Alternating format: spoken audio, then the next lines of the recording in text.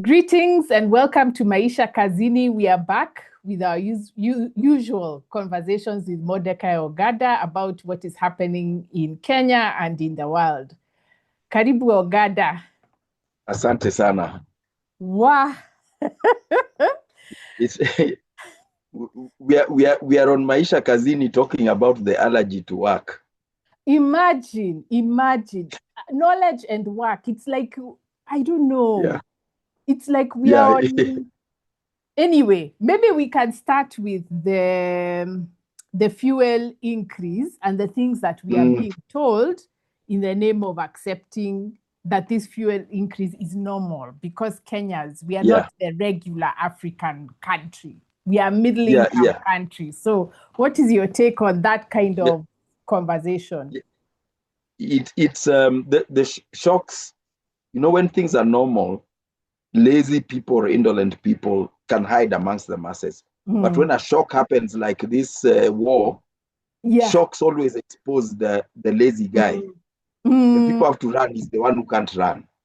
So when the shock happened, other countries, I've been reading what's going, obviously fuel prices went up because of where the war is happening and all that. And other countries have been scrambling to adjust, make fiscal adjustments to cover for these gaps, maybe lowering taxes. We in Kenya immediately started saying, we are comparing ourselves with other countries. First of all, the thing was the price increase is global. That was the mantra. So don't blame us. Don't blame us. It's gone up in the US. It's, I don't know how much. I'm seeing government bloggers, even Kimani Ichung'wah came back from London telling us, I just came back from London. Fuel is so expensive there. So and then even the people started complaining that how come Uganda, that even gets their fuel via Kenya, is lower than Kenya. And then there you go. The president is saying, like, you can't compare ourselves to our neighbors. Those are least developed countries, and we're a middle income country. And the government bloggers jump on that and say, yeah, we can't be comparing Kenya to Uganda or Tanzania or Ethiopia and all that. Apart from the worst part of that is the disrespect to them, but it betrays an incredible laziness and unwillingness or inability to think and work at the highest levels of government. And that's a snapshot of the disaster we are in now. We are just getting allergic to work, the work of thinking in all fields, all sectors. People are just looking for shortcuts. And talking about neighbors like that, I mean, at the end of the day, we need our neighbors. Even, aren't they the same ones who are telling us about Nyumba Kumi? Yes. So how do you talk about your neighbors like that? If we ever need any help, it's our neighbors who will help us. Yeah, like in the village here where I live, I'm on friendly terms with each of my neighbors on all sides, because I mean, if a fire breaks out in my house, they're the ones who run to come and help me first.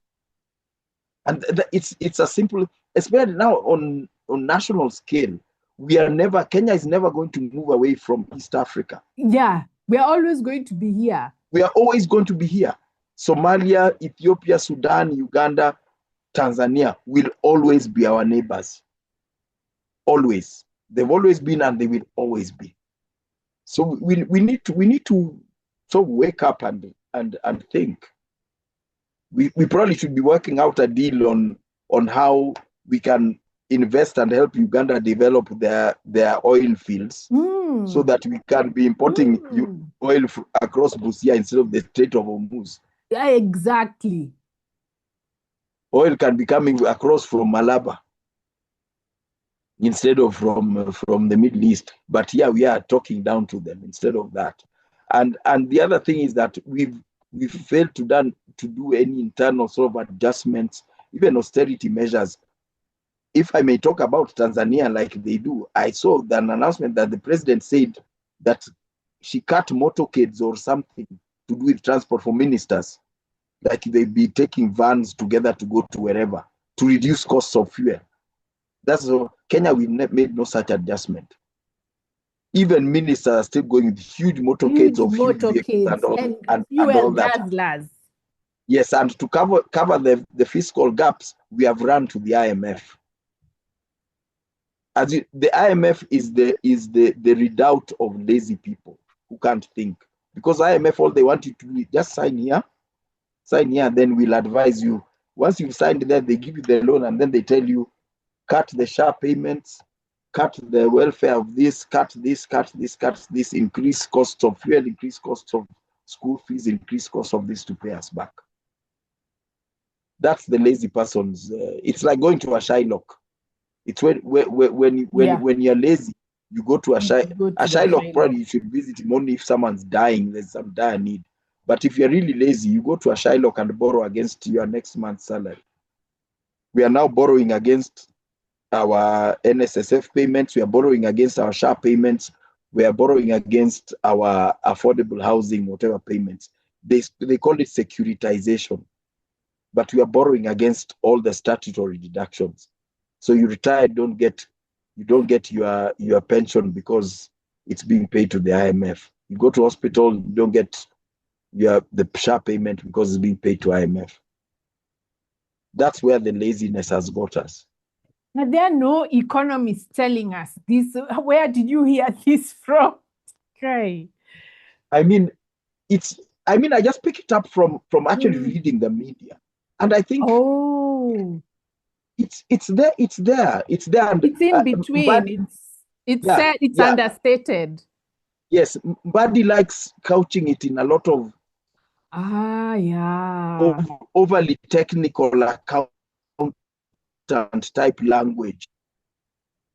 I mean, but someone like Indeed doesn't even bother hiding it anymore. Just say that we are doing what we want.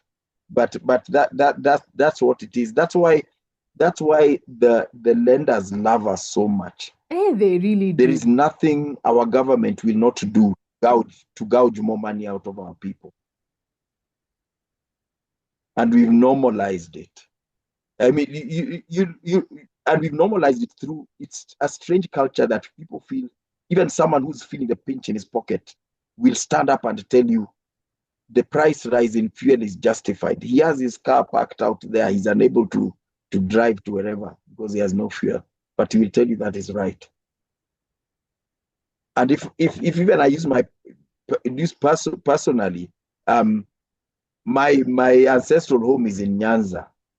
If I look at the cost of fuel now, and then I look at the Rironi Mau Summit, so-called PPP expressway, and what they charge, they want to charge 8 shillings per kilometer. It will cost me 7,000 in toll charges to go one way.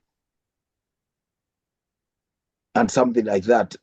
I mean, it will cost me thousands in toll charges to go. Then the cost of fuel. I mean, driving to Shags, I'm putting down like 30K. Just in costs. I've not helped my mom do anything there or anything. And you see that's what laziness brings. Because the government is lazy. They just where can we gouge out of these people? And those who support the government say, yeah, we are supporting the government, even where they are gouging. But it's also because they are paid. Part of that gouging is to pay them to shut up. Is to pay them to make the noise in support. To make the noise, yeah. Yeah. So it's laziness all around. It's an allergy to work. And what the circumstance we have now is not sustainable. I'm not sure how it's going to end, but no society can function like this. Someone at some point will have to start working or producing, because that human society functions by work. There's no shortcuts. Look, Kenya, we are so in love with shortcuts. That's why we love scams like gambling, like carbon credits, like all this, because all these things have one thing and we love AI. Because all these things have one thing in common. They tell us you don't have to work. And if you want a Kenyan to listen to you, just tell him, excuse me, him or her, you don't do this and you won't have to work. That's why even these crazy religious sects thrive here. They all tell us you don't have to work. You just need to pray. Panda begu, bring that offering for prayer. But there's a way in which I think it's also our sense of what work is, because even that money you're sending to the church, where did you get it from? You worked. You worked for it, but how come it doesn't register? And you actually think, instead of me working the way I'm working and getting this money, let me go and pray and give the there's a dissonance there. There's a huge dissonance. And it's not only the encouragement to pursue, look for shortcuts. It's the vilification of work. Yeah. You get vilified. In Kenya these days, even you sit down and write a proposal and all that, people laugh at you. They tell you, why did you ChatGPT? You sit there reading books like references because you want to write a proposal or an article and all that. You're like, just ChatGPT. Why are you? There's something wrong with you. Why aren't you?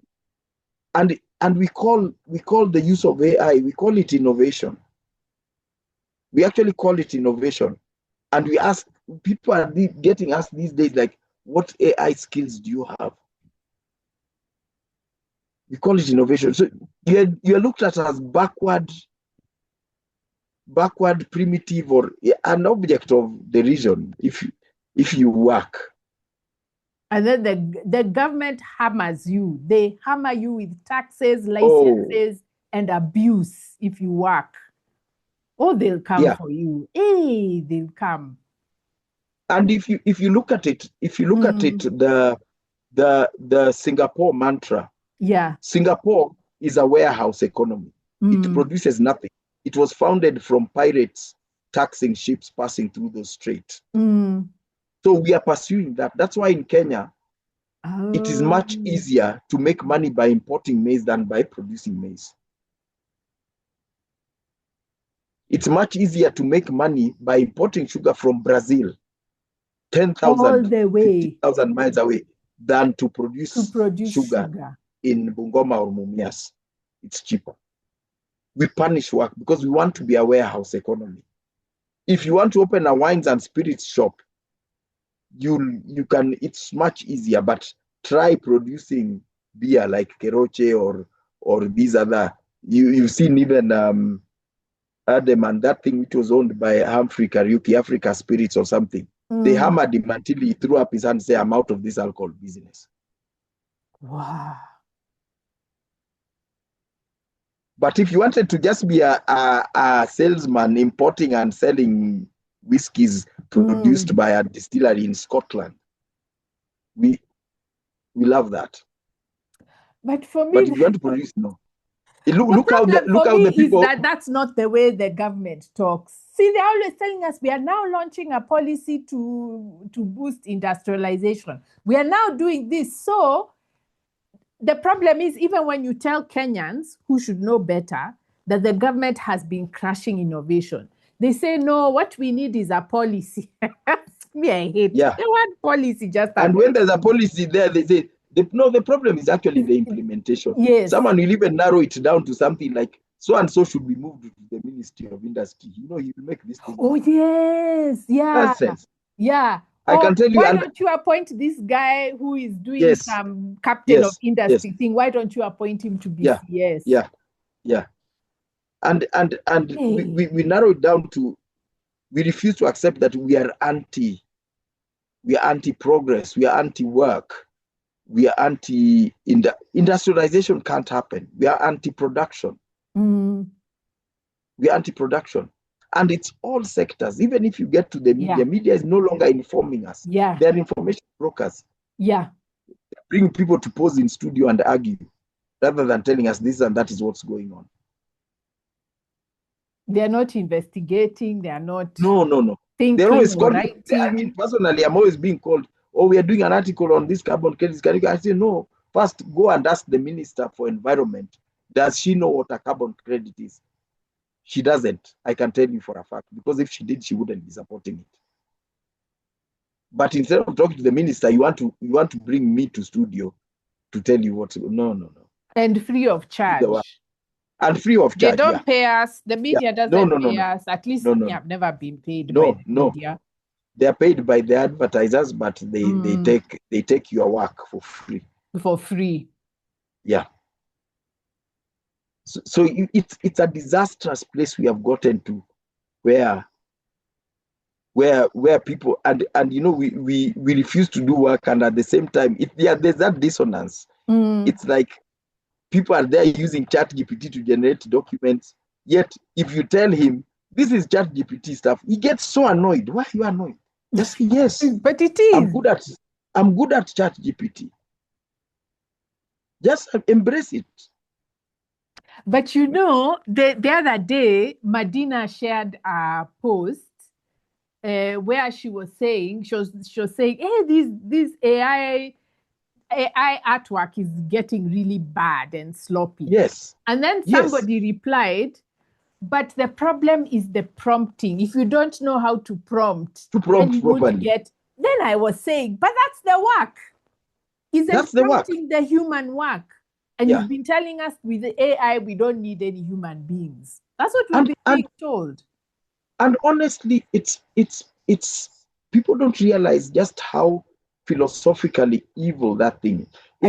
If you look at a company like Safaricom, it makes billions of dollars every year. You mean you can't pay some young or old or whatever, some skilled Kenyan artist to make or a young Kenyan to pose with a phone like Safaricom? You know, the originally the ads used to be, there was like some Maasai guy posing with the phone. Pay someone to pose and do a billboard. They pay less than when they're using these apps. Those apps cost billions. Yeah, they are paying billions for that AI, yet they cannot pay someone 500,000 to pose for a photo with their phone or whatever to advertise. They pay billions for the chatbots, but they can't pay someone to just run customer service. Hello, can I help you? Okay, I've got this problem. Okay, do this. The way it used to be. They used to be customer service. You talk to. In fact, I saw the other day that someone has actually sued them over that stupid Zuri chatbot. Said, and his arguments are very sound. He said a chatbot cannot make a logical decision, and I'm entitled to service as a paying customer. It was a couple of days ago in the newspaper. He's actually taken it to court, and I'm interested to see how that goes. I just retweeted a post just this morning where this person was saying there's a company that has figured out the amount of subscription they pay for AI is more expensive than hiring workers. So they've now decided to stop the subscription and hire people. Yes. In fact, that's the biggest myth. That's why do you think OpenAI and whatever these other DeepSeek and even the chip makers, NVIDIA and all that, they're commanding colossal, untold sums in valuation of the companies? It's because they are selling a product that is so expensive. All these AI chatbots, they're extremely expensive, and you have to pay for updates every month, depending on the usage. Some have to be updated every week, and you pay and pay and pay every week. The moment you take an AI and put it in your system, you are paying because it's rented. And believe me, they're all more expensive than a human being. It's just like the self-driving car. How much does that cost? And how much does it cost to hire a driver? It's completely illogical. But so the object of the spread of AI is to impoverish the masses, and enrich the 1%. And not only impoverish, but completely disempower people. Yes, disenfranchise kabisa. Completely disempower. So that you can make them work for you at whatever rate you say. And you can dump them whenever you want without any responsibility or being held accountable. And I don't know why this thing is so hard for people to understand, at least Kenyans. Because you actually make the proletariat participate in their own destruction. Yeah. The saddest photo I recently saw online was that a textile worker in a factory in India, they have been told to wear some cameras on the forehead. Yes. And make sure it points at what he's doing. So to train AI to do that thing. An AI camera on the head so he can train it to basically to replace him. To replace you. Yes. The very guy training it is the one first victim. He's training and a you know machine that is to double work. It's double work because you're doing the actual making of whatever he's you're teaching making, the garments and then you're AI. training AI. And you're not being paid to train. No. This is the parasitism of the whole economic model. They catch you when you're working. They parasite on you when you're working. Yeah. And I mean, look at now, even now, this meeting, you invited me, the Zoom invite. It is offered message, so many options. There are button there, summarize the meeting, show me the meeting highlights, and all the AI companion. Zoom has now an AI companion because the AI wants to pick up what we are talking about in Zoom. So if you are too lazy to sit and listen to what Wandia is saying, just click on that thing. And AI will record everything Wandia is saying and throw you some crumbs saying, these are the highlights of what she said. You know, also, I'm doing some research and I get so irritated when AI offers to summarize for me. No, I'm coming to this article because I want to understand the context, the argument, the details, and you're offering to summarize. That's not why I'm reading. I don't want to someone even sent me a letter or a paper in PDF format. I open it like this and AI is there offering to. No, let me read the paper. It's my letter. AI wants to get the contents of my letter. Some are even letters. This is a parasite. So when you see like the leadership, our president saying, I'm registering for a degree in AI, you see that conman who is the chancellor of University of Nairobi saying, I'm about to start a school of AI at University of Masters in AI at University of Nairobi. These are parasites have gotten to the very core of our nation, our society. And it's the fact that we can't see this is frightening, frankly. It's frightening.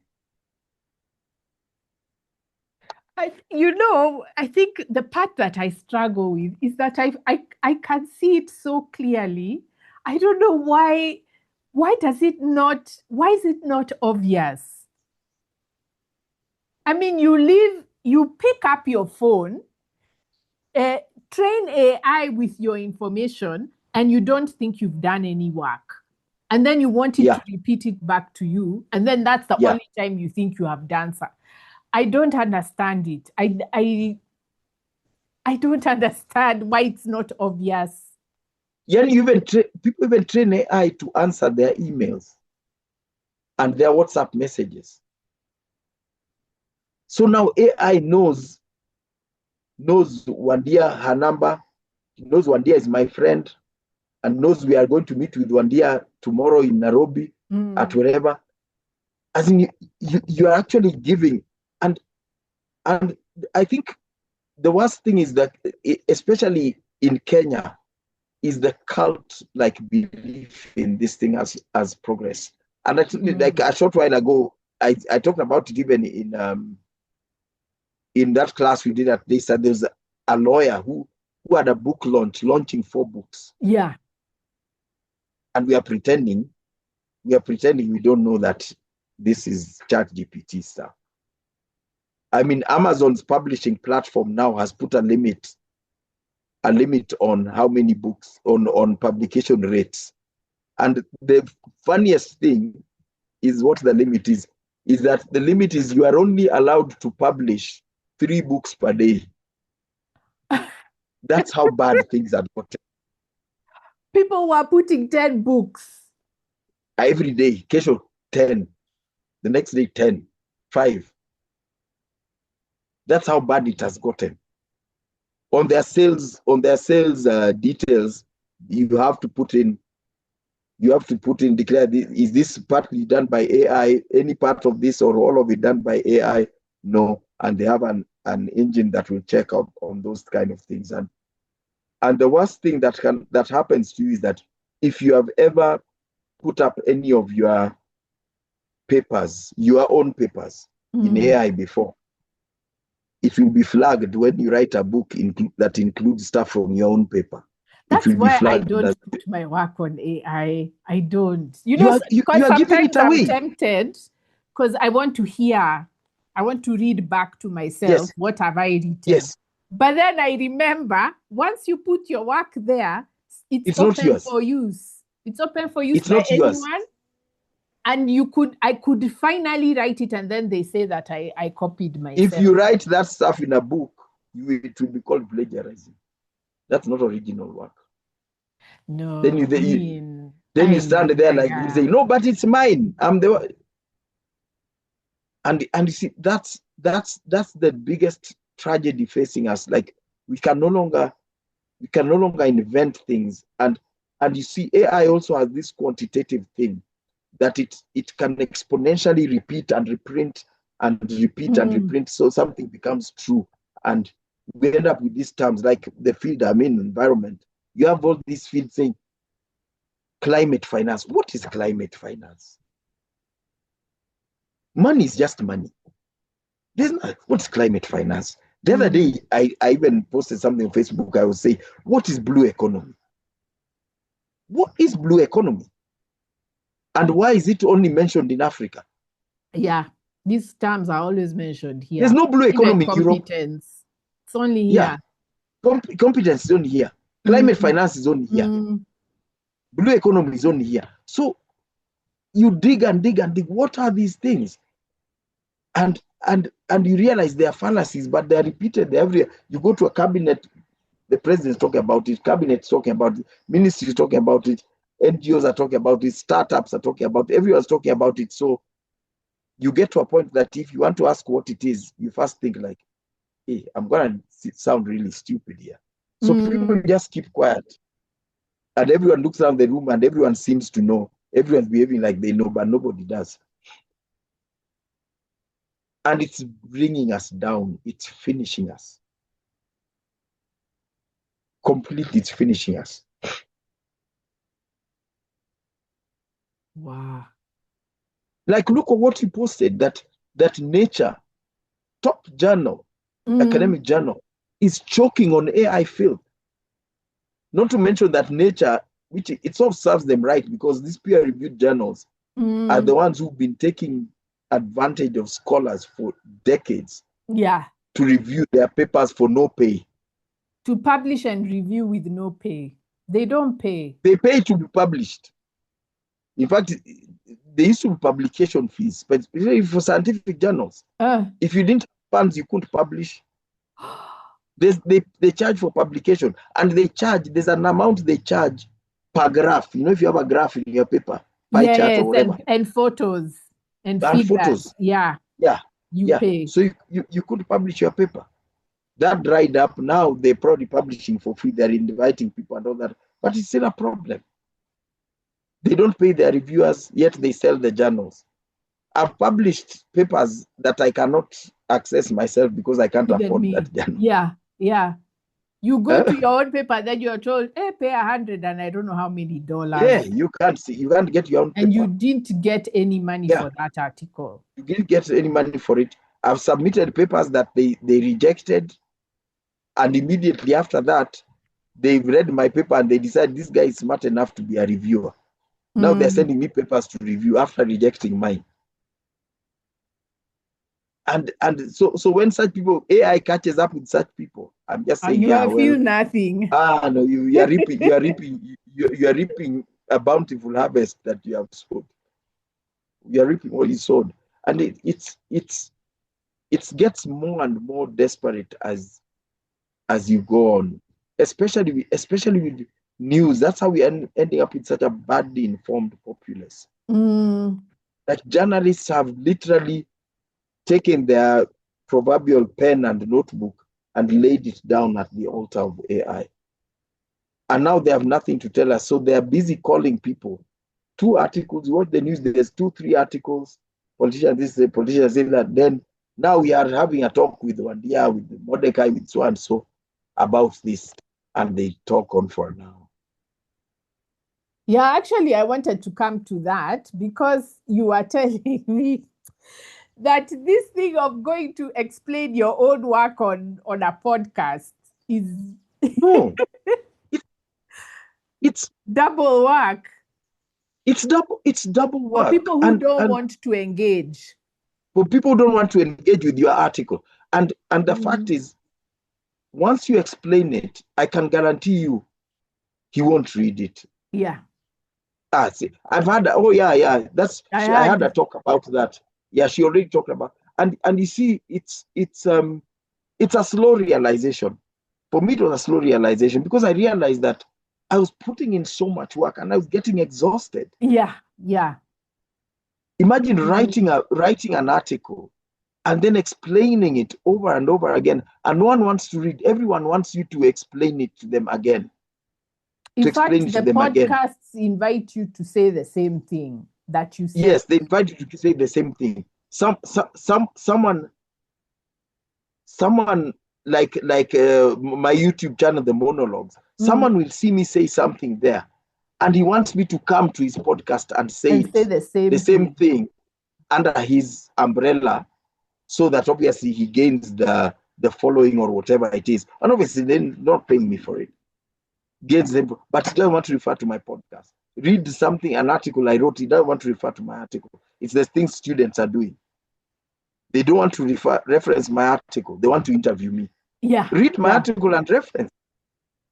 Watch my podcast and reference it. But they don't want to do that. They want to interview me because by that way they extract the knowledge from me and then they present it elsewhere as their own or under their own, in their own context. And context is a very valuable thing. So the learning process never stops, because the more AI advances, the more this type of usury or theft of intellectual work will go on. Because right now, the tools that you use to develop a podcast or website and all that, I mean, I'm told the AI can build a website like in 2 minutes or something. Really nice website and everything. But what do you put on the website? That's where the work is. And AI can't create content for you. People want to write blogs, and writing a blog is not easy. It's not easy even to write once a blog a month. There are people who want to write one daily or 2 a week. They default. That's difficult. It's difficult. And they end up defaulting to AI, and it becomes this circular, monotonous, meaningless, the so-called AI slop. And then they are now reduced to now looking for people. They look for people, then they call you. I want to appear on my podcast. And students, I think the most harmful thing is we academics. I don't know at what point we began to accept second-hand knowledge from grad students. Instead of going to do your research and coming to present, you are going to talk to Mordecai. As in, so a student is presenting work about Kenya and he's never been to Kenya, because by talking to people in Kenya. I mean, and someone's doing some work on education policy and he's not gone down to school. He's talked to Andia. And his thesis is on education policy. But because he's talked to Andia, now that is a valid thesis in education policy. How is it? I mean, even people are even doing PhDs without going to the field. Because the economic model has become performance of substance. Yes. So it's not the actual substance you're presenting, it's the performance of it. So yes, you registered, you had a defense, you wore a gown. That's what matters. And you got a paper, which you now can sell. I think that's what has happened. So people don't care for the substance or the process. Yeah, and so students are no longer generating knowledge, they are curating knowledge. Yes. Get something from Andia, curating my thesis. Get something from Mordecai, curating my thesis. And then you go and present this thesis. And you see it in the quality of these people. You talk to him and You say this guy has a PhD in what or how, where, and now these are the supervisors. Wow. You are supervised by someone who never did any research themselves. And that's why the academic writing, so-called academic writing, is thriving. And this is not a problem exclusive to Kenya. The academic writing, in fact, it thrives in Kenya, but the majority of the clientele are outside. Europe, Europe and the Americas. And you wonder why they have to lie. I mean, in the West, you can survive without a degree. Yes. There's no pressure like here. The economy is not as cutthroat as here. So why have to do this performance?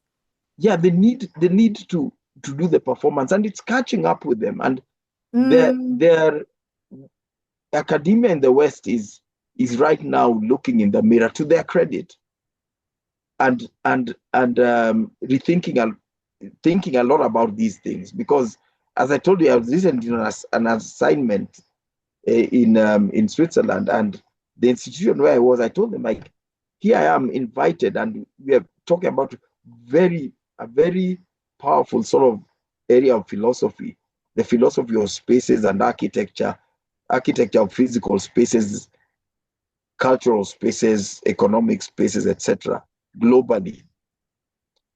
But look at us. The reasons why you've invited me to come and teach in this class are not, the writings that made you invite me are not peer reviewed. And they could not pass peer review, because I know, like, green and evil cannot pass peer review because it questions too many of the paradigms. Likewise, the big conservation lie. But there's an admission that what's written there is true. So we need to change this thing. I'm not sure how, that's up to academia, but we need to change these things. It's like I spoke even to film and media students in Cape Town, and I told them, like, you guys are the ones being employed and paid handsomely to promote the propaganda that is wrong, to promote things like carbon credits. And we looked at budgets of these big international NGOs. The Nature Conservancy has a budget of nearly $100 million a year on communication alone, as in propaganda. Wow. Why can't they just do the right thing? They wouldn't need so much money. Yeah. Imagine if you use that $100 million on actually doing things for the environment. Conservation International, their communications budget is even bigger than their salary budget, as in the administrative costs. Serious. Yeah.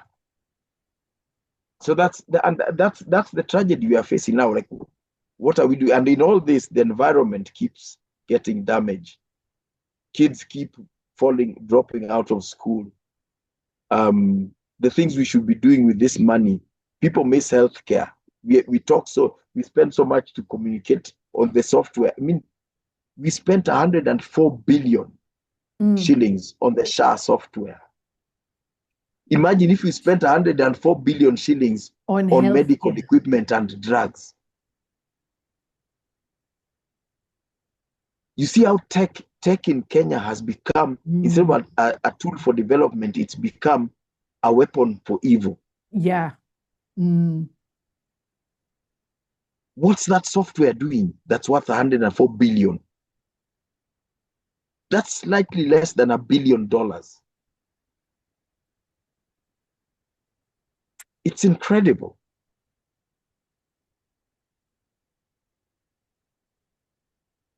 I think deep down, this is my theory, and theories are useless to the market, but I think deep down we believe that Africans are uncivilized because they didn't invent tech. I think that's the underlying issue.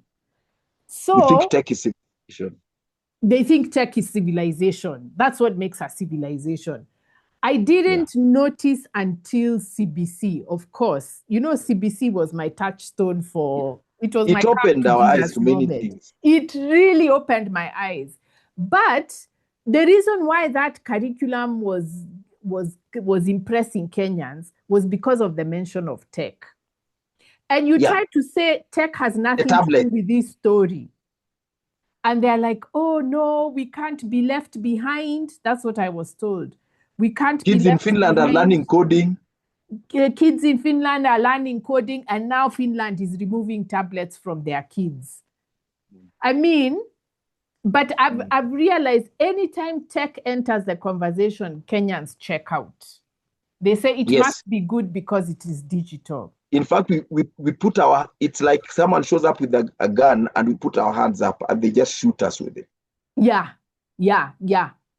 That's what happened. I mean, you now go to a hospital, you have your SHA paid and you have the card and everything. You enter your ID and all someone needs to do to refuse you treatment is they tell you the system is down. Meanwhile, someone's been fallen off a board and broken his leg. You have to look for money now because he's gonna die. So at the end of it, you pay. But they've hidden behind tech. The other day, the parliamentary committee was sitting down and see e-citizen cannot account for some untold billions of shillings. Like this money, 6.3 billion on this day was moved to an account. And the PS there says that, oh, the account was frozen.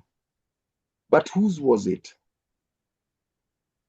Without that tech, there is no place you can go and grab 6.3 billion of government money like this. Yeah. But with tech, you just need to click the mouse and it's done. That's what we are doing with tech now. That's what we are doing with tech. Before, when there was people had to sign checks, whose signature is this? Bring him here, arrest him. It's a code number 2, 3, 4, 5. My password. Someone stole my code. Yeah. And the truth is, any tech-based thing can be hacked into. So even if not corruptly, but it can be hacked into. So that's what. So our use of tech as to enhance whatever we are doing has been overtaken so far by cybercrime, tech-based crime. I mean, a lot of what's going on, a lot of corruption in Kenya government now it's cybercrime. That's what's going on. SHA is cybercrime. What happened in that e-citizen heist is cybercrime. In fact, even the NYS heist of a few years ago, that was cybercrime. It got to some point where they were physically carrying bags, but it happened online. And you remember a period some time back when our leaders were all saying, "Sisi ni digital." You remember when we used to think that's what digital was used to describe anything good, good, smart, flashy. Hao vijana siku hizi ni digital. Hii ni serikali digital. Wachana hao watu ni analog. In fact, analog was something similar to the disdain we have now for people who work. You're still sitting, typing and writing and thinking and reading references. And that's the tragedy we have. We came to see tech as progress. I think it's always been there. That belief has always been there. I think the British convinced us because the British imperial propaganda was that they are coming to Africa to give us trade. Develop us. Yeah. The train was a symbol of technological development. So now what has happened is that the train has been replaced by AI. But it's the same narrative. We believe that we are backward, that we cannot progress, we cannot do anything unless we get a technology from the West. So you'll see Kenyans saying things like, oh, African culture is good, but we must borrow technology from the Western culture. In other words, technology is Western. Yeah. We have no idea it's that an object. other people invent technologies. Yeah. Oh no, Yeah. that's not in our mind. No. It's only Wazungu who invent technology. Yeah. And it's an end in itself. And it's an end in itself. The point is to be technological. It's not what are you doing with the technology. The point is, have you used technology? And there is a cult or a neurosis in the West that abhors diversity. Yeah. They even hate the fact that Wandia's farm here is planting a different variety of maize from Mordecai's farm there. They want us to all plant the same maize, the same wheat. And traveling through Switzerland, I noticed they have a lot of maize farms. There is no diversity in maize. You know, here, even in my little garden here, I plant maize. Some grow tall, some are short. They are exactly the same. You can't believe it. It's exactly the same height. And you see the way the cobs grow on their stalk. It's exactly the same. They all grow at you could put a ruler. And I don't know how you eliminate diversity from a living species to that level. As in, those plants could all be clones of each other. They're exactly the same height. The cobs are exactly the same size at the same height on the stalk. And you see, that's why they're coming. That's why you see these things. They're financing our government to pass bills like to outlaw seed exchange, to outlaw use of farmyard manures and all, so that they want to kill the diversity of even the food we are producing. How can we all be producing the exact same potatoes, the exact same maize, the exact same cassava, or the exact... What's wrong with diversity? That is a neurosis. It's a neurosis. Yeah. And you realize that none of that ever comes from the East. Yeah. No one's ever come here from China with some seed variety they want us to plant. They never do that. No one's come here from India with some seed variety they want us to plant. And we must recognize that there is this thing they refer to in a lot of media around, especially around the Ukraine war. There's this thing they call the world order. That world order is the basis of so much evil. That world order is that basically power should be in the Northwest or in the West, what we euphemistically refer to as the West. And then the Middle East should be working to manufacture, or the Middle East and the East should be working to manufacture or as a factory to feed the West, to feed the West's tech needs, whatever. And the global South, now us, we should be just clients, producing food, raw materials, and labor, and buying their buying their finished products using their currency at their prices. And that's what it's all about. If you look at the try to kill crop diversity, it's to keep us dependent, because the crop diversity is, those are drought resilient crops. We need to get rid of these crops so that these people become dependent. It's like, remember my neighbor with the maize and the popcorn thing. They don't want him growing that kawaida maize, they want him growing the popcorn maize, so he has to sell it to someone to get money to buy food. And come to the environmental thing, the carbon credits. That's the thing. Africa, we must not build factories. We must limit our agriculture to save the environment, but it's to maintain as our status as clients. We should not feed ourselves. We should not manufacture. We should not innovate. Because if we innovate, we will spoil the environment. If we manufacture, we will spoil the environment. If we raise too many cows, they will spoil the environment. So we should not be self-sufficient, because our self-sufficiency will spoil the environment. But it's actually about maintaining the world order. Okay. So we really do believe in this world order. Yes. Thesis. In fact, in Kenya, we totally believe in the world order. Especially when they tell us now, you are an important non-NATO ally, whatever. or you are a middle income country. That's why we love those labels so much, because they are in line with the world order, and they purport to raise us above our neighbors. Oh, Jesus. It's like in slavery, there's that slave who works in the house. He's above those ones who work in the cotton field. Yeah. You know, I kept wondering, how is it that the government is not seeing this manipulation? But it's because they believe Kenya is part of the world order. Yeah. They've actually embraced it. That's why even like we are now world global players, we are taking even policemen to Haiti. We are global players. We need a permanent seat on the Security Council. You hear this. Huh?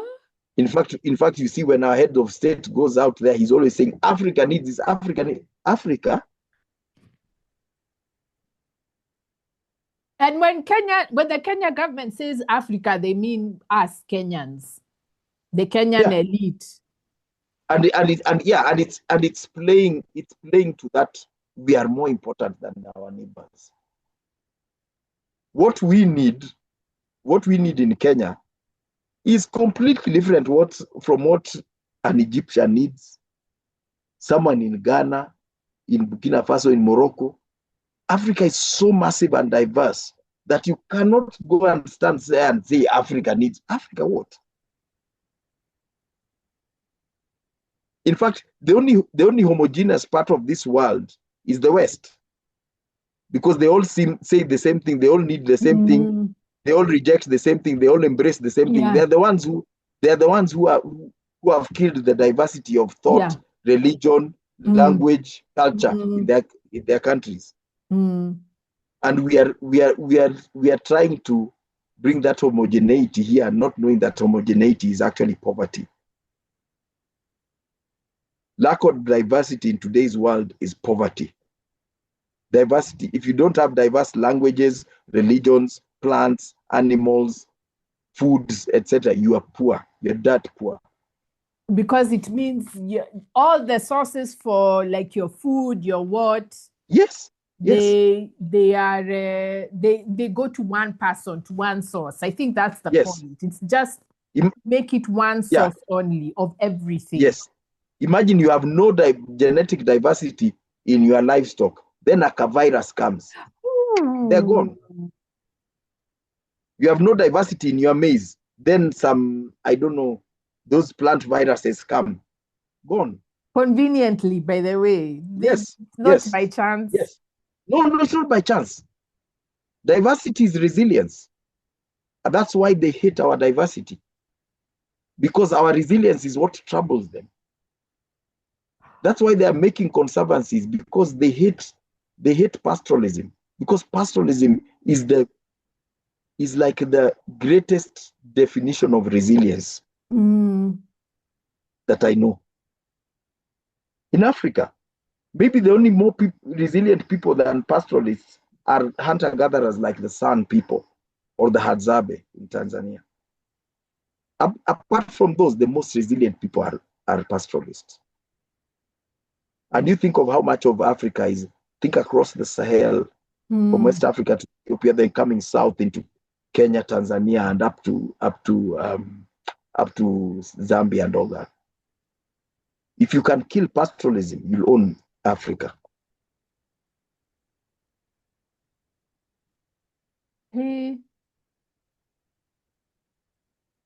But there's a war on thinking, I've realized. It's a war on thinking that is blocking at least Kenyans from conceptually understanding what that means. They can hear technically what you're saying, but they can't extrapolate it and say, if this is what is happening, this is what it means. And this is what it will be further down the road. Hey, that one. And you see that comes back to our topic, how we started. Yeah. A Kenyan, if you don't want a Kenyan not to think, pay him not to think. The promise of carbon credits is payment not to think, not to work. I will pay you X money to sit on your backside and do nothing. And people say, yay, instead of saying what? You see, AI is a shortcut. It's like payment, not to think. IMF reforms are payment, not to think. World Bank loans are payment, not to think. Because if you think, you won't want to deal with World Bank. If you think, you won't want to deal with the IMF. But we've embraced that payment, not to think. That's why we find people from pastoralist communities paid very nice salaries by NGOs to suppress pastoralism. Yet the fees, even for his qualifications for that office, were paid from pastoralism. The money from livestock sales or milk sales or whatever. We've been convinced that the West is ahead. It's a very twisted thinking that the West is the future and we are the past. And the West is omnipotent. Yes. It's like a god. Yeah. It's omnipotent, omnipresent. Like we have to follow. We have to follow that world order. Yeah. We have to follow the world order. If you suggest something different, people look at you like, what do you mean? What do you mean? And we follow it. We follow it religiously. It's like a default, especially in Kenya. It's a default. It's a default. And if you, at least in my circles, if you just bring that up, the first thing you're told is, oh, our cultures. Yeah, in academia, that's not just your cultures. Circles. Yes. So you're like, no, I'm not talking about culture here. I'm talking about a way of thinking. Yeah. But the white man stole our cultures, so we need to get them back. Let's do the weddings in this way. Let's do the funerals in this. You're thinking dressing in, like someone at some point decided that Kikuyu culture is that brown. There's that brown terracotta color. Yeah. I don't know who decided that is now Kikuyu culture, that color. They got it from, I think they got it from backcloth. But you see, the backcloth was not made here. Was not here. See, I think people used to get it from Uganda or somewhere. Yeah, backcloth is from Uganda. So culture is something here. It's in what you do and all that. But now we are embracing. Now the other day I'm seeing even Karen Nyamu is being elevated to the status of Nyakinywa. I know a few Kikuyu women of that status, and I think, guys, Karen, it's an insult. It's an insult, but we've commodified culture. Yeah, actually, it has become a commodity. It's like the way the Maasai beads, rather than being meaningful symbols of something, have become a commodity. They've become a commodity. This, that, the other. No one talks about what the beads mean. And everyone is using them for everything. And we forget that, meanwhile, the cultural identity as people who live on their land extensively and produce livestock as a livelihood, as an identity, as a source of wealth, that one they're killing, but we keep the beadwork. I think it is. And maybe this is what maintains this Africa is the past, the West is the future. So I think they have to keep on taking us back to those kinds of practices, because they know Karen Nyamu is not going to go to court as a lawyer wearing that. She's not going to go to the UN. People don't care what she's wearing. They want to hear what she'll say. So the way to keep Kenyans foolish and stupid and stuck to this Africa past, West future is to keep on doing these performances. And people don't keep them fixated on symbols. Yes, on the symbol and the performance, the spectacle. Yes. See, the spectacle cheats you that now you know everything. You see something and you know it all. You don't have to ask questions anymore. Yes. That's what spectacle does. And that's what spectacle does. That's what we've made our cultures. We've made them spectacles. Rather than, and culture is a manner of thought. It's some of it resides in language, some in stories, some in music and all in these things. history, But now and we've in reduced work. it to this. Work. We reduce it, and work. Yes. You imagine taking a pastoralist and then removing him from pastoralism. Where is the work he's doing now? Where is the culture without those cows? Yes. Walking. Yes. And then we've reduced it now to this There's no culture. An object. This is a this and it, and you look at it even in like in our museum. We have preserved artifacts, and we are calling those artifacts culture. Those are just objects. Those are just objects. And I remember asking someone, like, we've got the objects here, and we've got wild animal specimens there, and I was looking particularly at a specimen of a red duiker or a dicty, a small antelope, and I said, how come you guys haven't written here that this animal was a delicacy, very nice to eat? Why have you not written that? It used to be eaten as a delicacy, and people would go out, would organize at the weekend, they'd go out with the dogs and hunt one and come and eat it, share it. No, but the leakies wouldn't like that. And when you think of it, even tech, that's what it is. It's become a spectacle. The issue isn't what it does and what people do with it, it's that it exists. It's that it exists, yeah. Yeah, its existence is enough. It explains everything. I mean, I can't look for references. I can't read. I look for them on ChatGPT. Then I ask the ChatGPT to read them for me and give me the key points. Do you know ChatGPT can create a reference and read it and give you points from a reference that doesn't exist?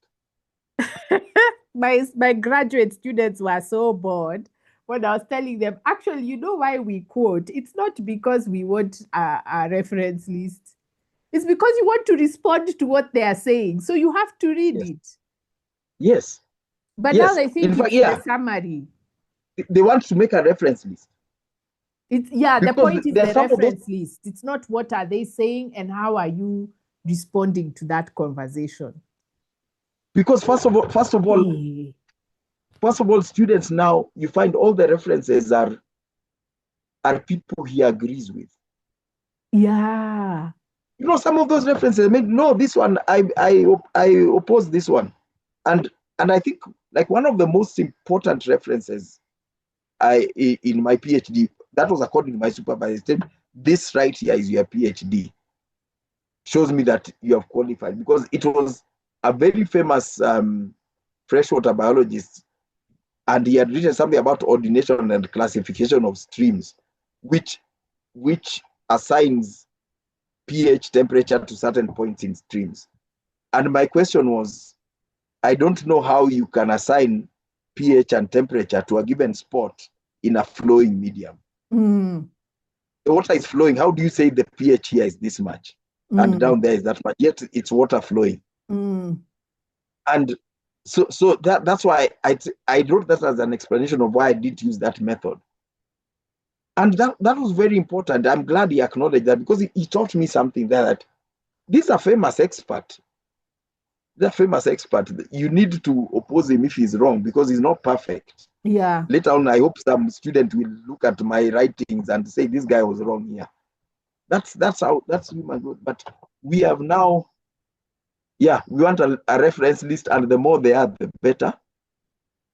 The more recent they are, the better. The better. Like some really important things were discovered in 1966. It's measured by the year of publication. Yeah. So what you will hear at a defense is, oh, your references are old. Yeah.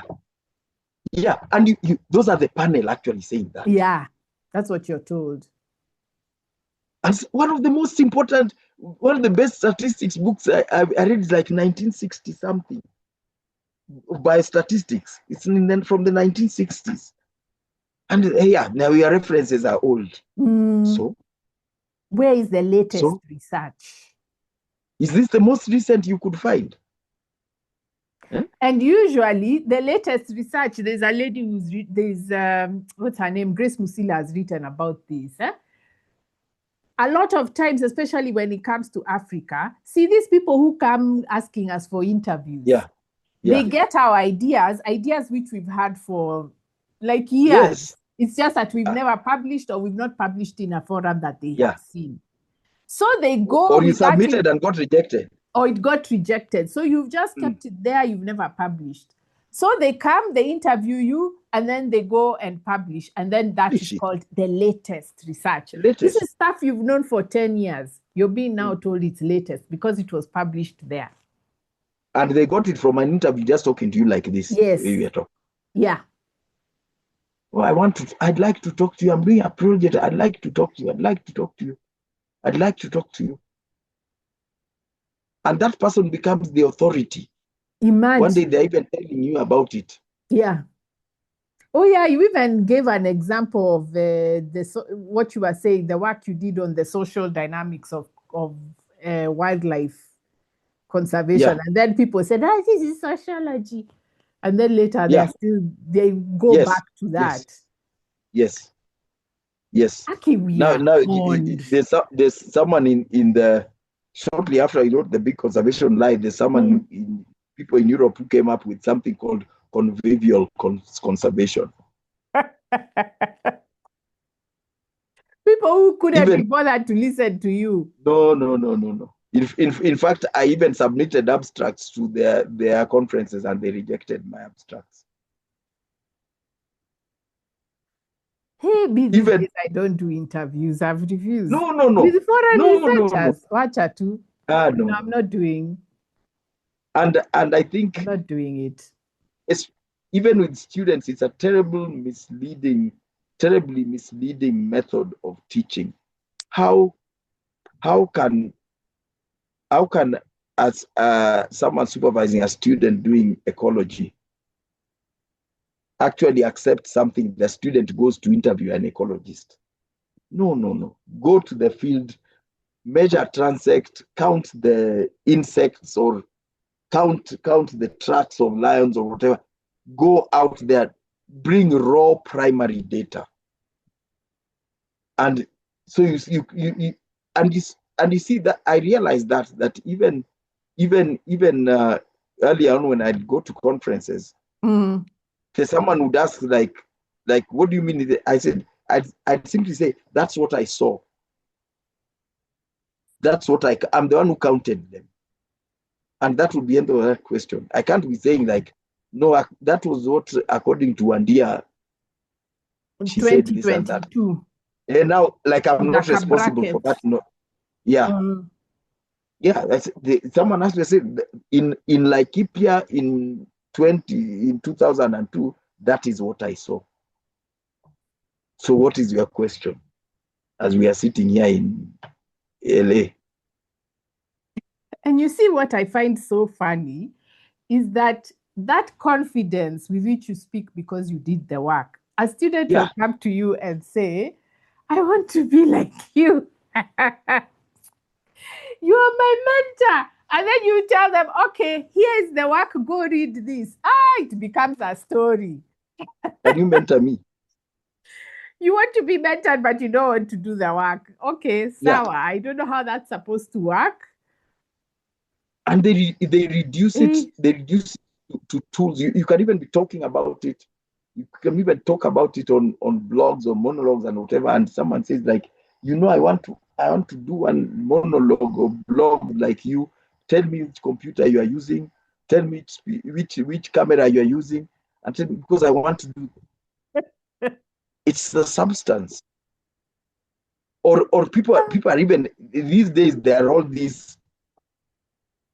There's all this coaching going on. Some people coach you how to speak, and they're coaching you on tone. Wear a blue jacket, wear a light colored shirt, wear a dark colored tie. No, just know what you're saying. Know what you're saying. You can show up in a t-shirt, but you need to know Being a good speaker is just knowing what you're saying and never talking about stuff you don't know. But they're working on tone and all this kind of. There was a time I was invited to give a TED talk. It was when I was in Colorado, and I said, okay, fine. And they started telling me, okay, you can't use pictures like PowerPoint and all that. You need to talk like this. And I told them, like, no, I don't want to do it. And I realized that's why all TED talks sound the same. The same. They do. They're actually instructed. They're even given markers. Move up to here only and move up to here. Don't raise your arms, or don't say this, don't say that, don't look up. Like, that's why they all sound the same. They do. You could listen to 20 TED talks and not remember any of them. And I realized, like, this is what coaching is coming. People are being coached on accent, tonation. Don't use I, use we, use a third person. This was seen, or use the passive form. This was observed in Laikipia, not I saw this elephant. An elephant was observed in Laikipia. No, I was there, I saw that elephant. So that's how the students talk. And I keep telling them, stop this passive voice thing. Stop the passive voice. Stop it's it. Like they're going online and listening to say you read it. Yes. They're going online and looking at people talking and saying, I want to talk like that. I say, no, okay. I want to talk like that. I want to dress like that. I want to sound like that. Tell your story. And stories are so important. Yeah. The moment someone convinces you that your story is not important, your experience is not pertinent, what I'm telling you is what's important. You are finished. Your story actually is all you have. It's the one thing no one can take away from you. If someone takes away, or if you give up on your story, you have nothing. You have nothing. When you see like a pastoralist coming to say, oh, we used to depend on livestock, but now we don't anymore. Now I've left that. Now I've become a tour guide. Or a bartender. Or a bartender, or an askari. Or you find someone, they used to be farmers. Now we don't grow potatoes anymore. Now we are growing flowers for export to Europe. We don't grow these varieties of kienyeji maize anymore. Now we are growing the popcorn maize. You've given up on your story. And it's sad. It's extremely sad, because that story is all you have. The West abhors diversity of thought, of food, of culture, of everything. That's why they plant war and division and conflict, so that you can level out. Yeah. You can level each other out. Yeah. And now look, even the Kenya Wildlife Conservancies Association has convinced government at different levels that they should fund conservancies. Yeah. Yeah. What? So there's there are people in government even now trying to create some conservancies fund. I think this also partly tax us. Yeah. And this partly to make up for the shortfall after USAID crashed and burned. Yeah. But what is a conservancy? A conservancy is this mongrel that has no legal definition.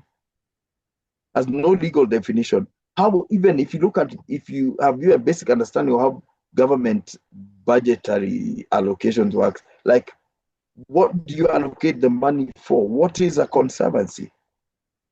A conservancy is this mirage that's created. It's like a carbon credit. And then it doesn't have legal definition. It cannot stand whether it's a business or it's a non-profit, and all that, taxation regimes and all that. And then you want government to fund this mirage. Just continue with what you are doing. Continue with livestock production, and there's wildlife there. Okay, great. Make a camp there. Tourists can come and see the wildlife. Great. Why must you make this strange mongrel called a conservancy? Because a conservancy is they're imaginary borders drawn across landscapes that immediately makes someone an outsider. It immediately makes someone an outsider. In northern Kenya, conservancies have drawn lines between Pokots and Samburus, between Boranas and Pokots and all that. And suddenly across this line, you should not be coming with your cows. Whereas before, people would talk, hey, you guys, things are bad those sides. Let us come this side, and then when things improve, we'll go back next season. If things are better on our side, you guys also come. Side. But conservancies have created boundaries that never existed before. Suddenly, this conservancy needs to have X number of the armed scouts who are. We can't have Borana armed scouts who are Boranas working here, because here is this conservancy belongs to the Pokot people. Wow. So, but I was reading. Yeah, I was reading.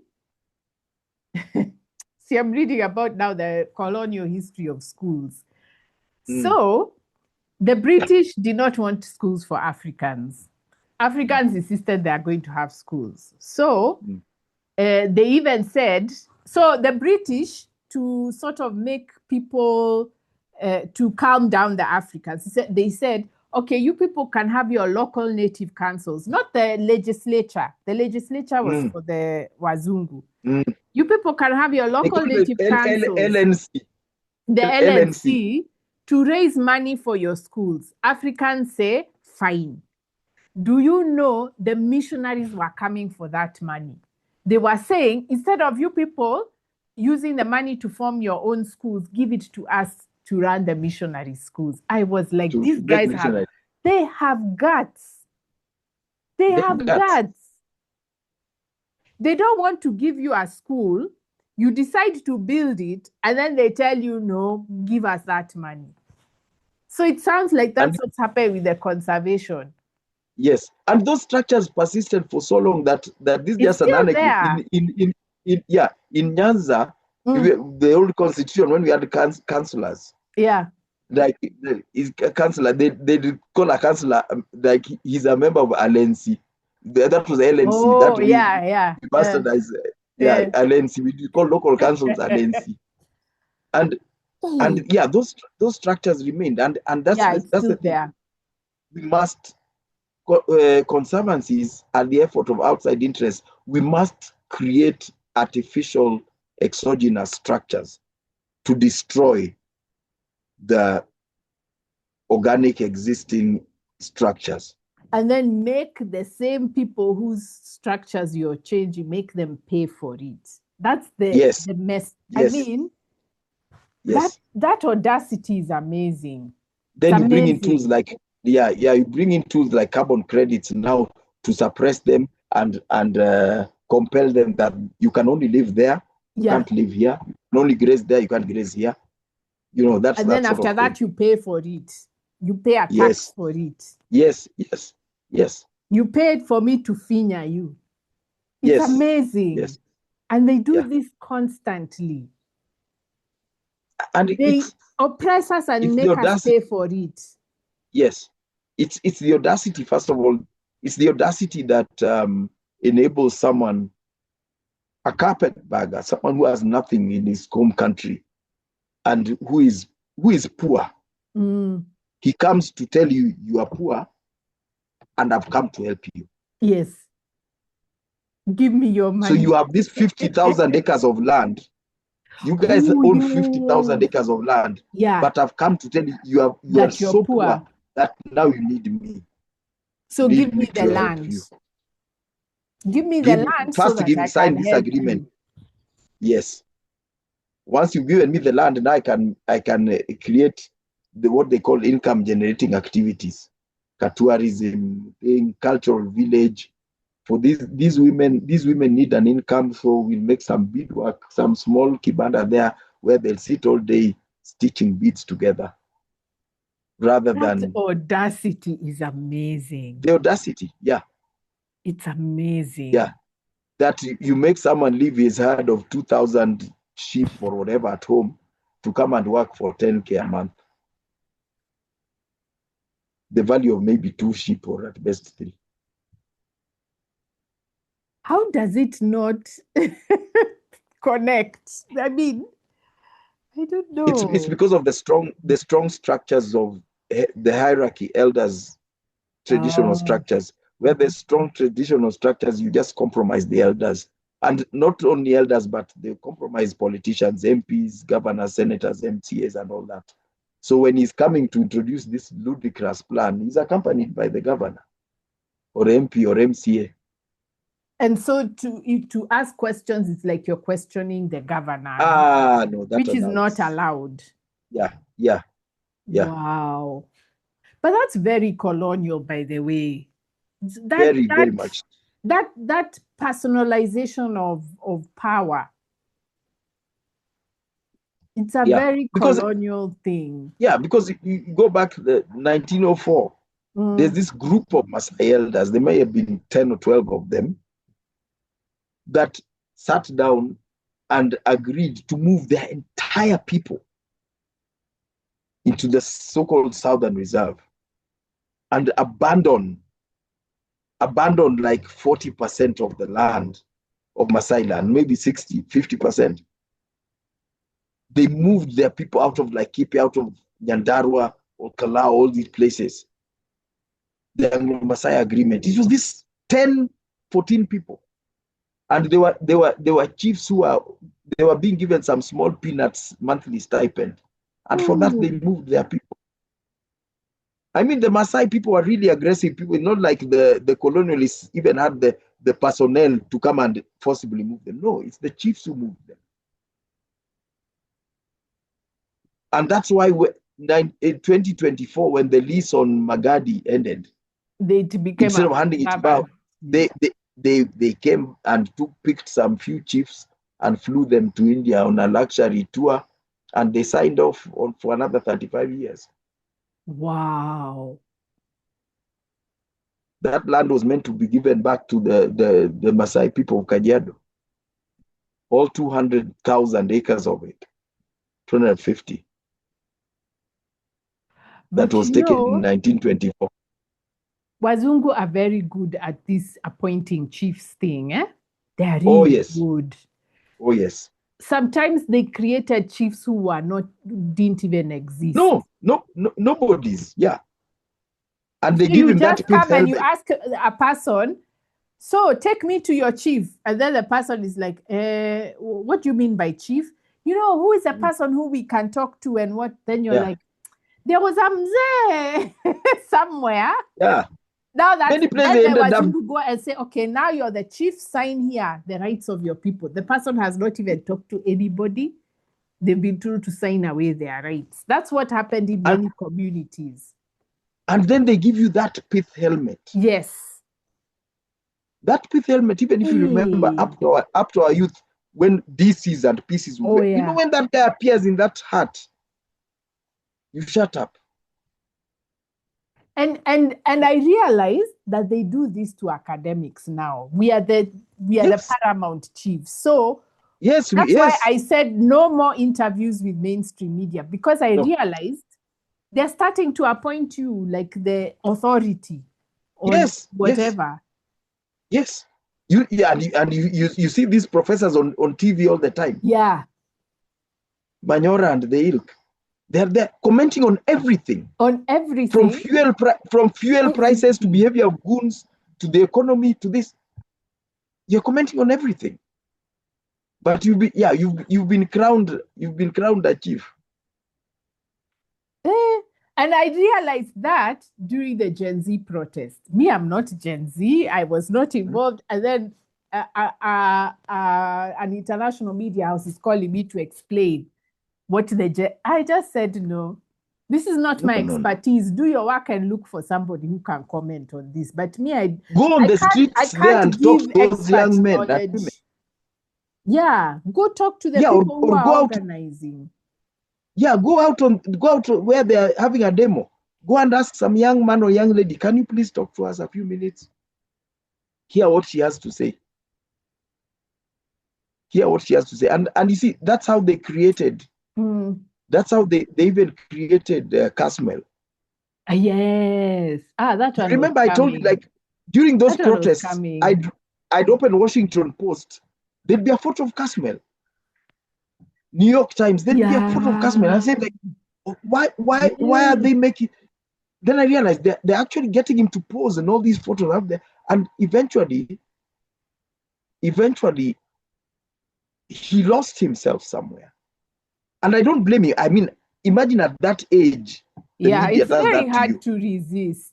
Hey, how do you remain on an even keel? Suddenly, you are being asked questions about huge global government type things, policy questions. By the way, because you were in a photo. Like you just say, like, and especially they find someone who's smartly dressed, well-spoken, speaks good English, etc. Said, like, you should have said, like, I'm just a young man protesting for my rights. But suddenly he's taking and talking to the states and all that, and then they're so busy. I remember I posted something on that the morning of the first protest. I was like, Gen Zs have to be very careful with the media because they're going to be appointed paramount chiefs of the protests. And it happened. And you see, if I wish I kept those photos, but I may try and look for them. But you see the photos and you realize the composition is so careful. There's Casmel in the foreground, and in the background there's that rainbow flag, the LGBTQ thing. And even, was this one of the issues here? You know, I even asked myself, like, was this part of the protest? But you remember that thing even went on one of those conservation reports, women with kiondos and the kiondo with those colors. I said, no one makes kiondo with these colors. Like, this is, and you suddenly find yourself in the middle of an agenda of which you are no part, you don't know about, but somehow, you lose yourself. You lose yourself. And you see, even me, when I started speaking about carbon credits and how wrong they are, suddenly these conservative podcasters from the US wanted me to appear on their podcast. And you know that, like, the guys who are supporting Trump with we must drill for oil and all that and all. So they wanted me on their podcast, like, to show that, you know, Africans are also against this environment. I said no. I'm not part of that movement. I'm all for environment. I plant trees but the carbon credits is a scam. But I'm not going to get on this drilling platform to talk about what environment, what in fact, they wanted me to talk about the Alaska pipeline. There's a big pipe. I'm here in Kenya. I'm talking about Alaska pipeline. Oil pipeline and fracking and all those things. I said, no. These guys, they have guts. These people are also in the pro-hunting groups. Now, and end up in a pro-hunting. I said, hey.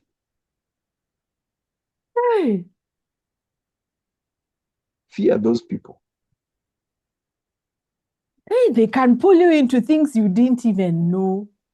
Imagine if, imagine if now, like the way we talk freely with you, if it's someone I don't trust, they can take this and you won't believe what can be done with your words. You won't believe it. It will appear in another context. You'll be asked, you'll say, hey, you know, that's me, but that's not what I meant. You sound like an idiot. That's not what I meant. Suddenly you are this pro-hunting person you don't know. You don't recognize yourself anymore. Yeah, I think, and that's why you must put in the work. Yeah, and even because it also gives you the courage to say, my expertise doesn't go there. I mean, I don't have expertise in that area, so I can't comment. I've now started saying that a little bit more, just telling people this is not my expertise.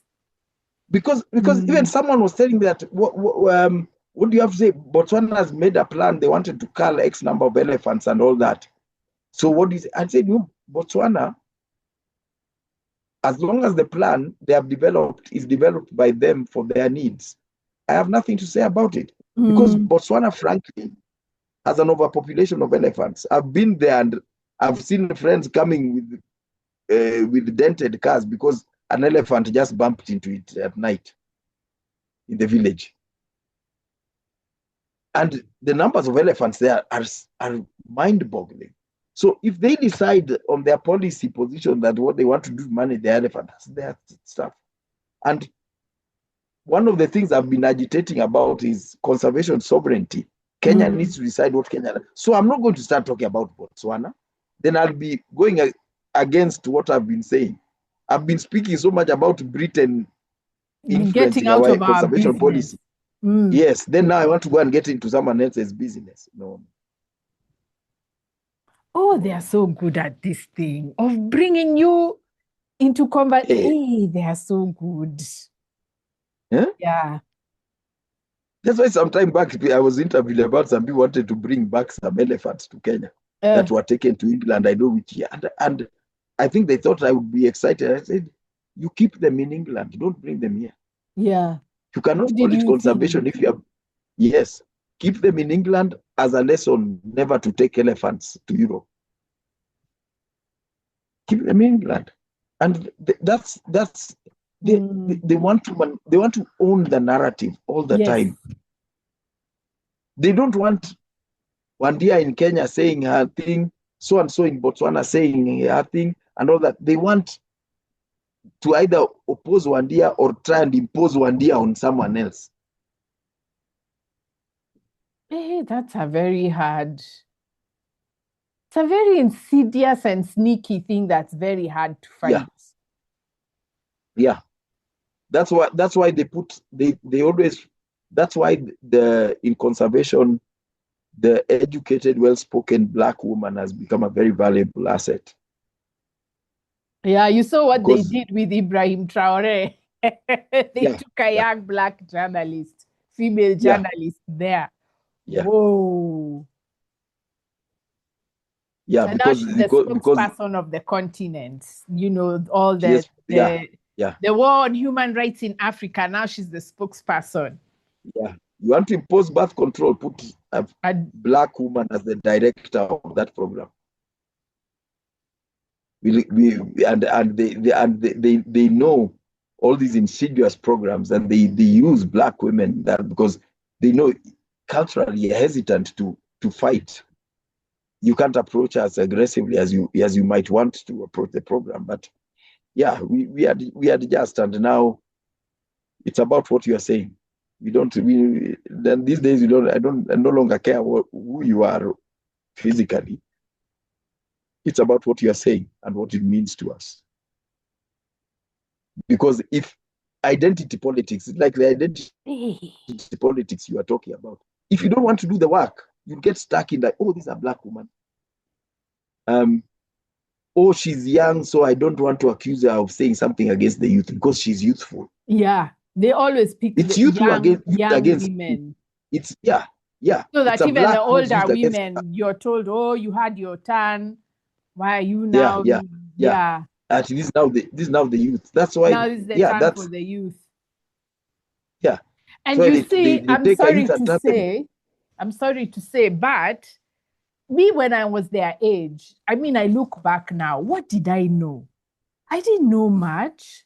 No, nothing. I was already in my mid-40s when CBC was happening, and I was like, what the heck is going on? What the hell is this? Imagine if I was a 35-year-old someone being told, comment on Kenyan education, I wouldn't have known what to say. And you see, I don't know. Look, like if you go back even to like Caswell, he's maybe 25, or when you were asking this thing, he's 24, 25. And they're asking him about policies in Kenya. They really and the future of Kenyan policies and governance and the government system. I mean, they're even asking me, do you want to get into politics? Saying, yes. I want to, what position do you want to run for? I remember him saying some ridiculous statement. Yeah, I want to stand to be elected as a member of government. I don't know what member of government is. But that shows like you're pressing, and I think about myself back then. What did we know? Can you imagine at that age if you are called to State House to a meeting? I mean, I've never been to State House, but I've been told that the power, whatever that building radiates, you get in some rooms there and there's no oxygen. Like you can't even And you then can't it's even produce a padded. sound. It's so padded. Yeah. There's this very soft carpet where you feel like you're entering the carpet. And then the walls have those whatever. So you can't even hear noise from outside. There's no way you can think clearly in a space like that. Yes, and I hear it's full of these protocol people. You're guided into a room, etc. Yeah. And you're told to sit there, and someone comes in, inspects everything. Then someone comes in and says, "Okay, the president is coming in exactly 5 minutes." This is a protocol. When he comes in, you stand up. So by the time the president comes in, you'll even say good afternoon, and you won't even answer. So what was your problem? One day, what was the problem? You'd say, no, there's nothing. We are okay. We just came to say, we came to greet you. That's what it is. And imagine taking a 20 something year old into that kind of space. And you see what happens when it's the height of violence. It's violence, and they don't let you grow. They don't let you grow in knowledge because you've already been thrust into the limelight. So you have no time to look back, to step back and say, what did I just say? Does it make sense? What are the implications? You never learn because you're already in the spotlight all the time. Yes, and you look at, you imagine being in your mid-20s and an identity and a political position has already been foisted upon you. Yes, you have no more room to grow. Like, hey, I found out now.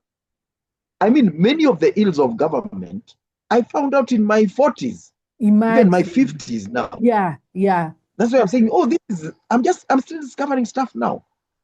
Imagine if you had foisted an identity that I'm a pro-government person when I was 25. But that's how independence started. That's why we are in the mess we are in. They got people direct from school and told them, now you're in charge of the economy. You are the permanent secretary. You're the permanent secretary. Those Kina Matiba were being appointed PSs at 24, 25. Yeah, no Kina wonder. Kibaki were ministers at 30. Yeah, no wonder. In fact, just today, yesterday I was in Nanyuki, and there's I forgot, Kenya Commercial Bank building in Nanyuki. I'm reading the plaque.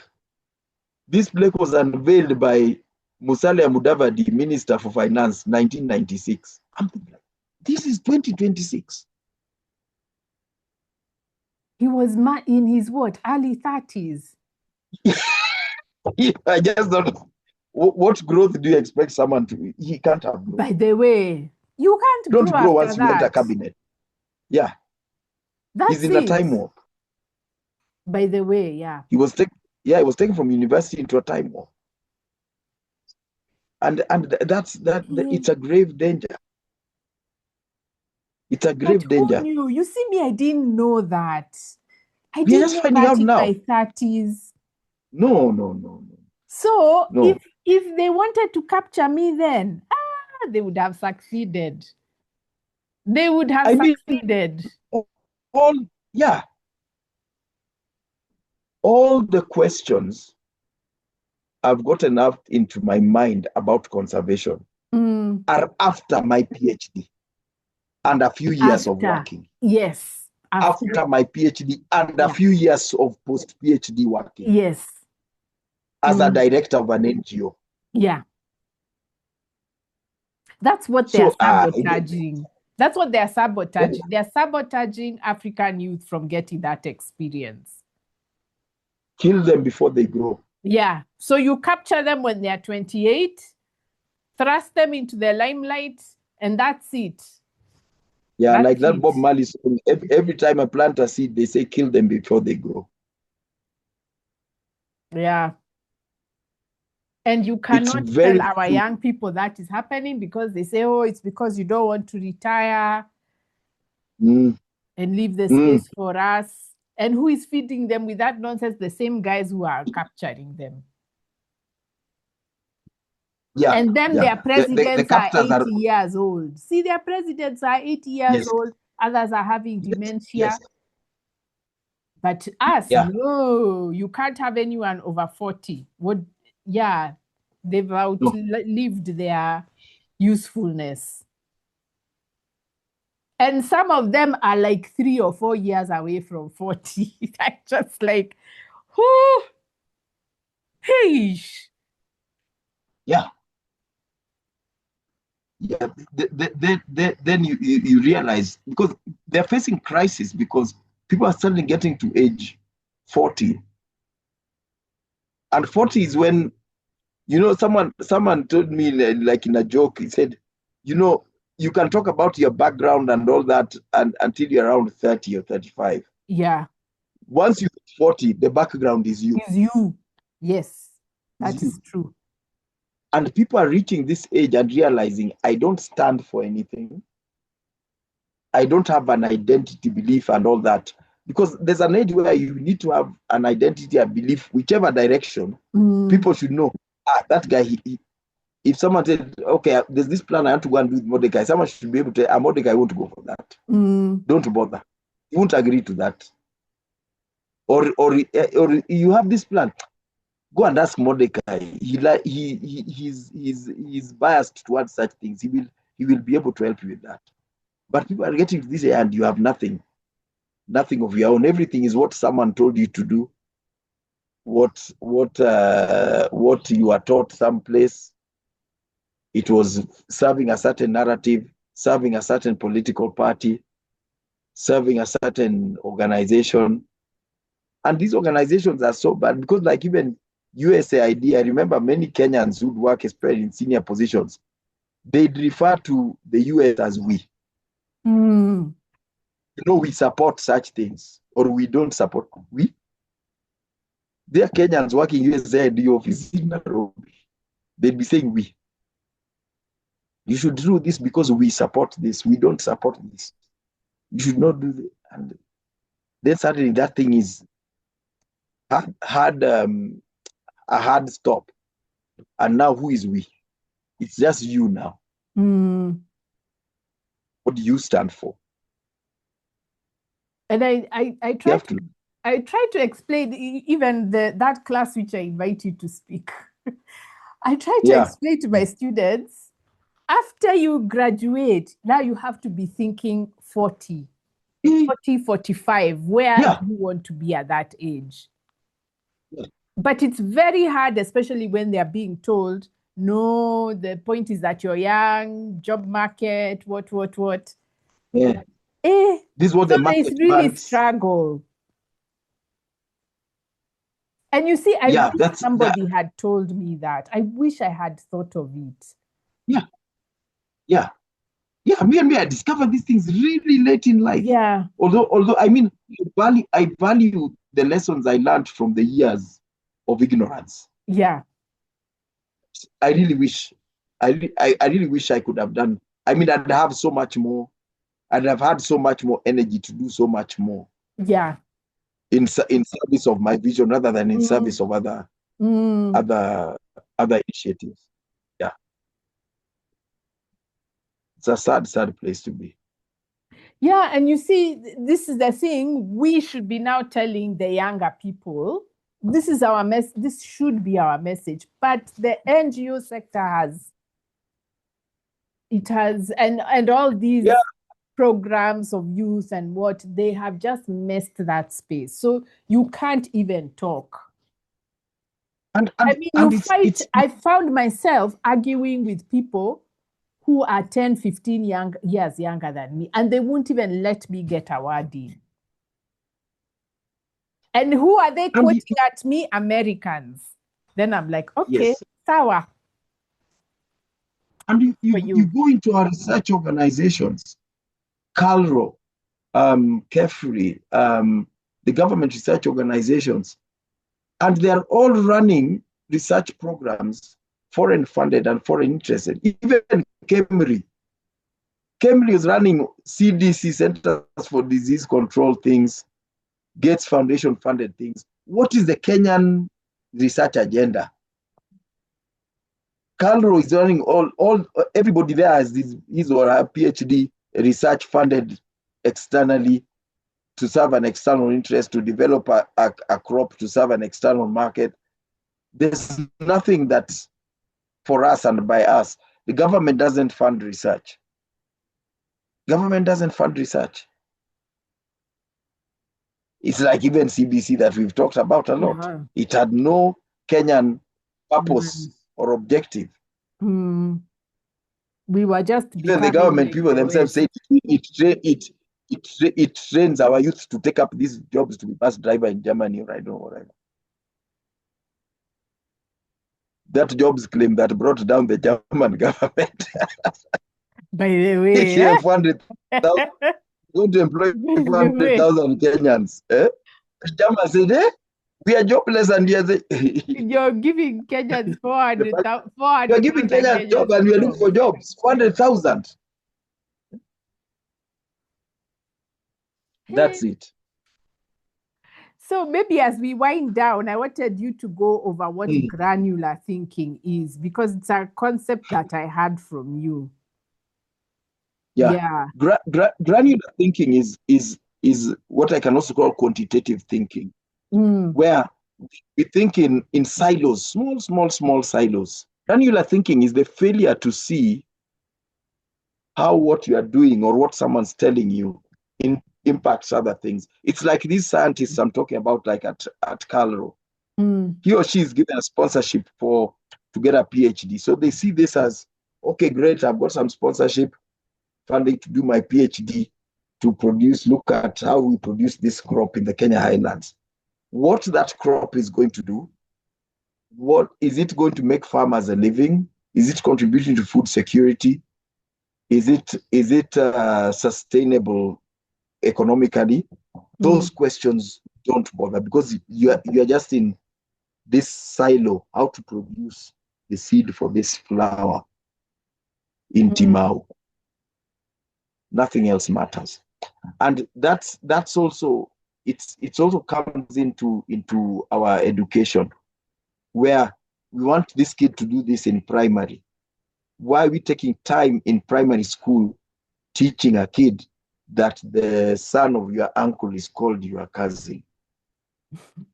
Those are things you did. Auntie will tell you this is your cousin Mordecai. Why are we taking time to do that? And what could be a better use of the time we want? And then we say we are giving pathways, STEM pathway, granular, then sports pathway, granular.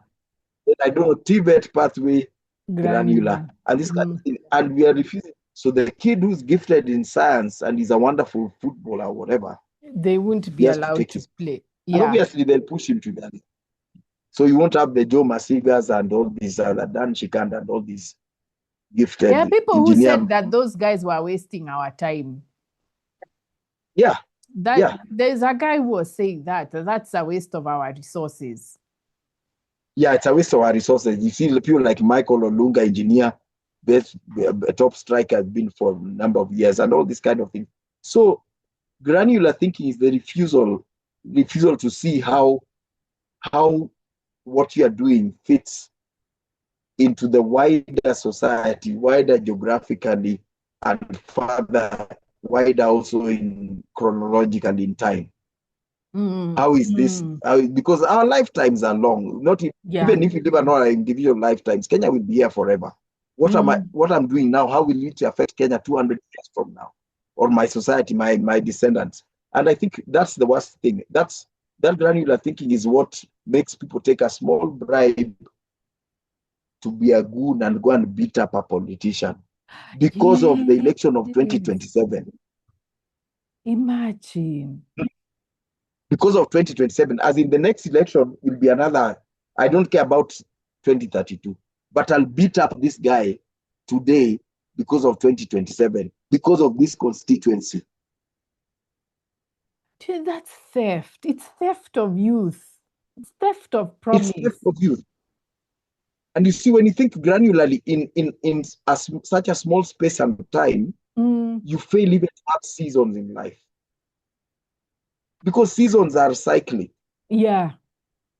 Seasons are cyclic. That's why you find people who are in their 50s and they're still saying some things which are, hey, Bana, those are things of 30-year-olds. Years old, yeah. Or you ask yourself, have you learned nothing in the 50 years you've been on this earth? But he's granular. He's thinking of here and now. And it's the same thing with politicians and even these bloggers. There are people who are hurling abuse at Ruto 2 years ago and now are ready to kill someone if he speaks against Ruto. That's a granular thinker.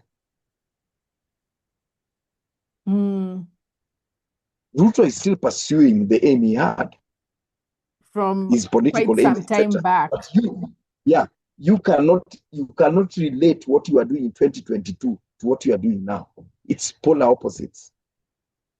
And I told you one of the things that shocked me, like back 2022, Luo anti-Kalenjin sentiment was so bad. People online were policing friendships. And I was accused of having too many Kalenjin friends. 2022. A kid born in 2022 has not even reached standard 1. Now, it's the same thing, but against Kikuyus. And now you see people who are diametrically opposed to this politician suddenly are all in with this one. And that's granular thinking. You have to have some path of your own. And that's why so many Kenyans fail to grow up. As we live for the here and now. And I want to get my PhD so I have the paper. Not so I can be a teacher, so I can be an agronomist, so I can be an ecologist. No, I want to get the paper. What I'll do after the paper is another story. That's why I was even taken aback when I see people doing degrees concurrently. Why are you doing degrees concurrently? No. Why? You just want the papers. It's a really strange thing. It's a really, really strange thing. And it's unfortunate. Especially when we have young people who should be taught.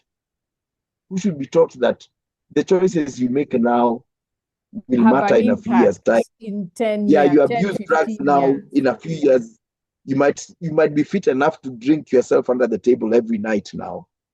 But by the time you are 35, suddenly your liver will be giving you trouble and all that, and this kind of it's common sense, but they're in that season, so it's up to us to teach them.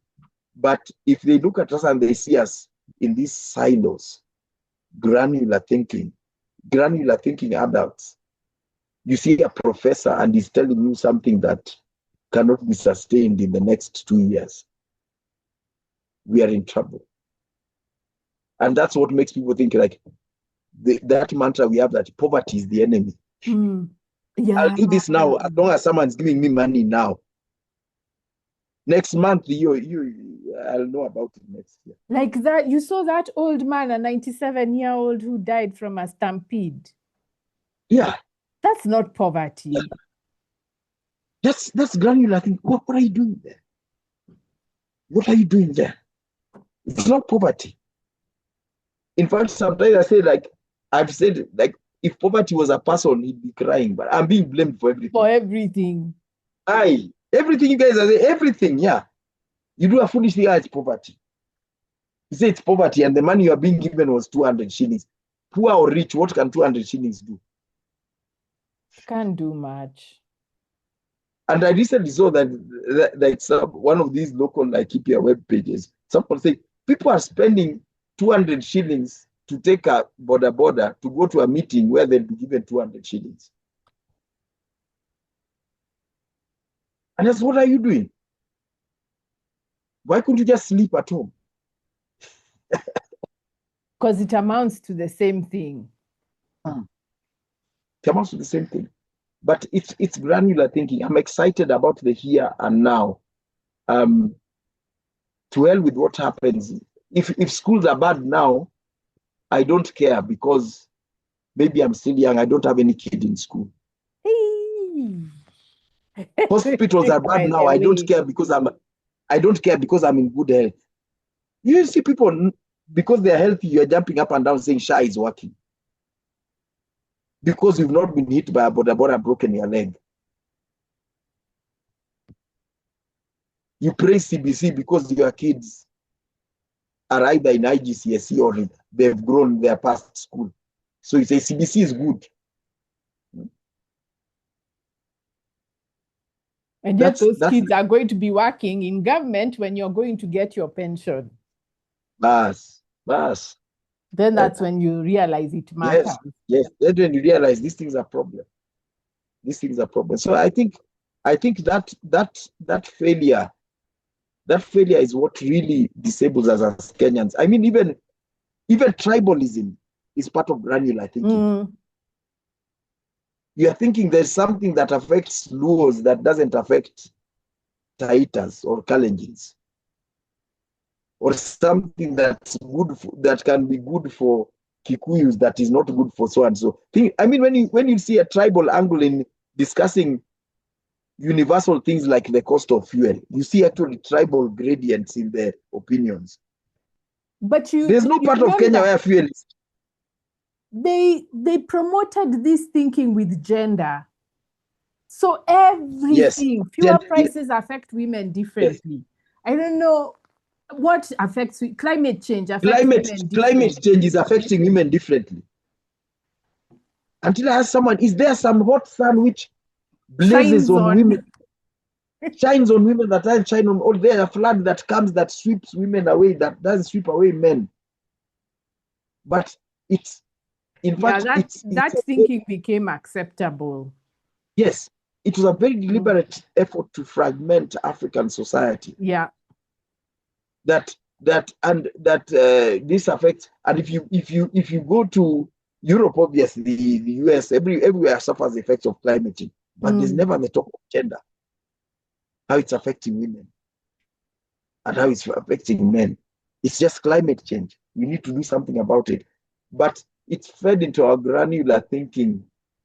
And then even Africans, they would go to international conferences and say, oh, what you're saying is so Western. It does us Africans be affected differently.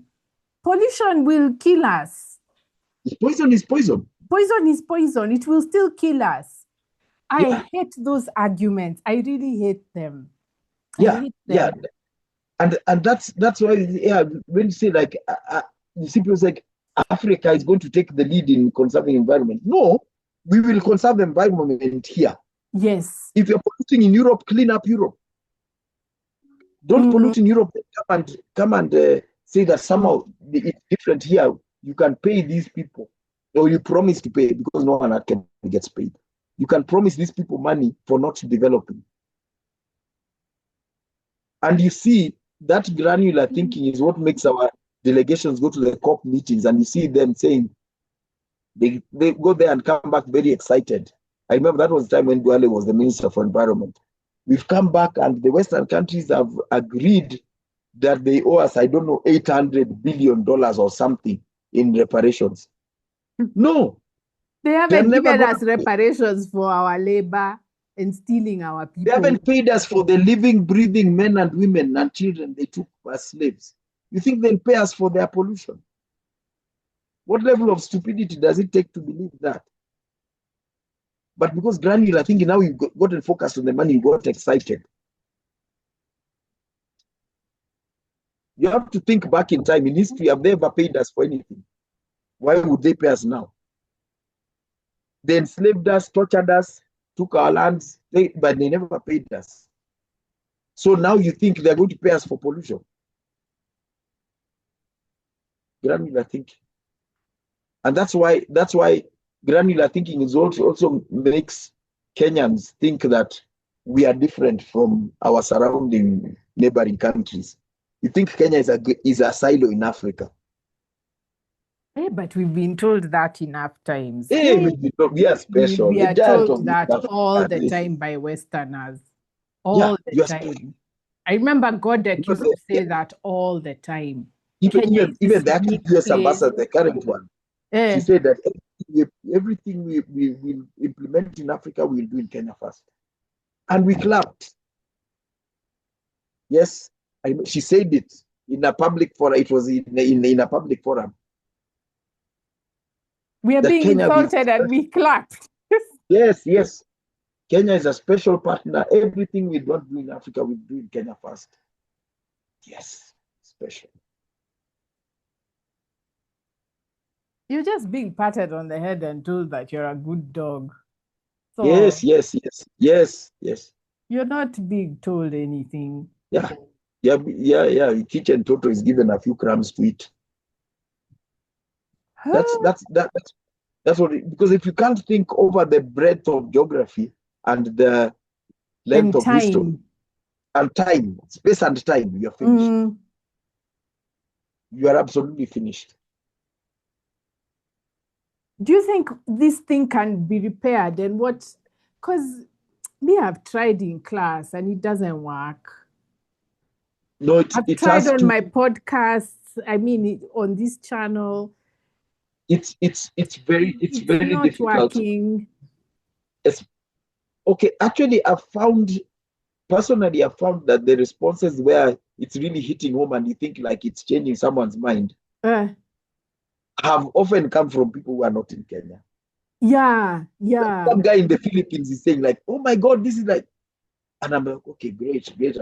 In Kenya, unfortunately, the breakdown that's coming or that's happening now will have to happen. Yeah, will have to happen. Then we realize, oh, this has been bullshit.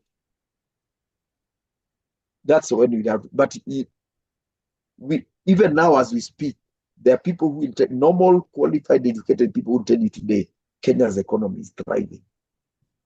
Today, they will tell you Kenya's economy is thriving, and you are just a naysayer. They will tell you Kenya's education system is thriving, and you are just a naysayer. It's just some few issues with implementation. They tell you, "Sha, it's working." If only people could do what they are employed to do. That's what we say. Yeah. Problem is implementation. People are not doing what they've been told to do. Yeah. And we refuse to address the systemic problems. So some people will tell me, like, I wish you could go and be director of KWS. You would change that thing. I used to think like that, like 15 years ago. My ambition was to join Jogo House. Yeah, we'll sort out this. We'll fix this thing out. The thing is, the rot is woven into the fabric. It is structured. It is structured to function, to malfunction that way. So so us, and that's why I appreciate what people call the rudeness or irresponsibility of the Gen Zs. You hear a lot of stories. Oh, Gen Zs in the office, they behave like this, or they dress like this, or that rudeness.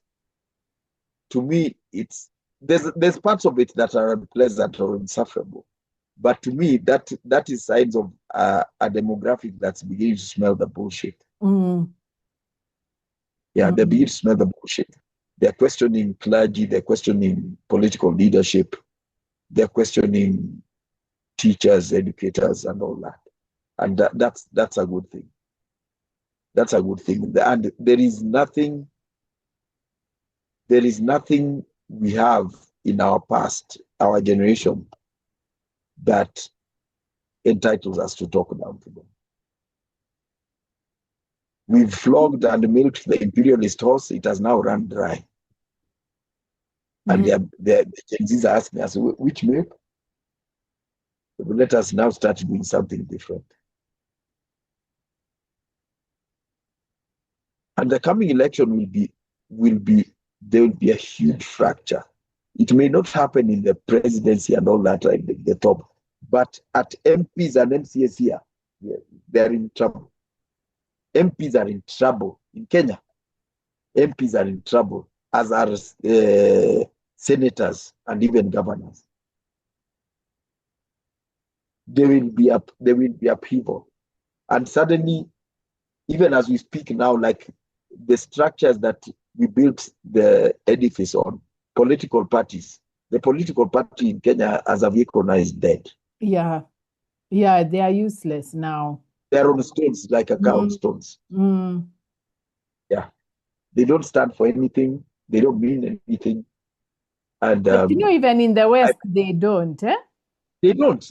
Yeah, it's not just here. Yeah, but we all usually talk politics with my son in the US now, and he tells me, like, in terms of politics, they talk. There's no difference between Democrats and Republicans. Yeah, there isn't. Or Labour and Tories. There's no You struggle difference. to see the difference between Labour and Conservative. There's nothing. Only like Reform UK is different just because of its level of stupidity. Yeah. But in terms of policy, there's nothing. So people have to find new grounds, new philosophy. Things will stand on philosophy now. And I was telling some people, even with this carbon credit thing, I'm talking to youth in the affected area. I tell them, you guys make this thing a political issue. Someone comes to campaign for MCA, tell me, what's your stand on this carbon credits? People tell us, and you hold him to that. If he tells you I support them, kwenda huko. If he tells you I'm against you, okay, we'll hold you to that. So let's stop. We stop getting into problems and expecting the people who are the source of those problems to be the solution, because that's the madness that affects the world today. We are talking carbon credits because we expect capitalists who have destroyed the environment to now become the saviors of the environment. How? It won't happen. We are expecting the former colonialists to be the agents of freedom. How?